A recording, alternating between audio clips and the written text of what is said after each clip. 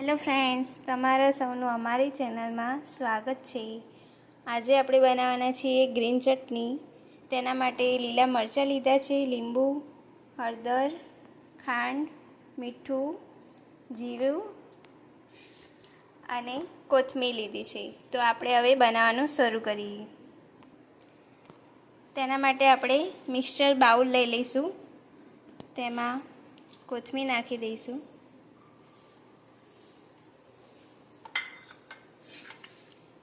જીરું નાખીશું, સ્વાદ પ્રમાણે મીઠું નાખી દઈશું અને ખાંડ નાખીશું।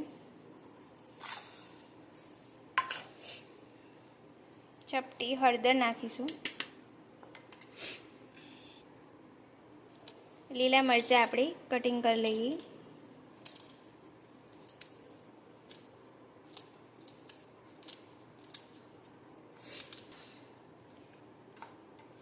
અને લીંબુ પણ આપણે નીચોવી લઈશું। આમાં આપણે કાચી સિંગ ઉમેરીશું, જે તો ઓપ્શનલ છે। આની જગ્યાએ જો તમે સેવ નાખવા માગતા હોવ તો પણ નાખી શકો છો। હવે આપણે મિક્સરમાં ક્રશ કરી લઈશું। આ આપણું મિક્સચર થઈ ગયું છે, પણ આમાં હજી થોડું પાણી ઉમેરીને આપણે ફરી ગ્રાઇન્ડ કરી લઈશું। આ આપણી ચટણી ક્રશ થઈ ગઈ છે, તેને સર્વ કરી લઈશું।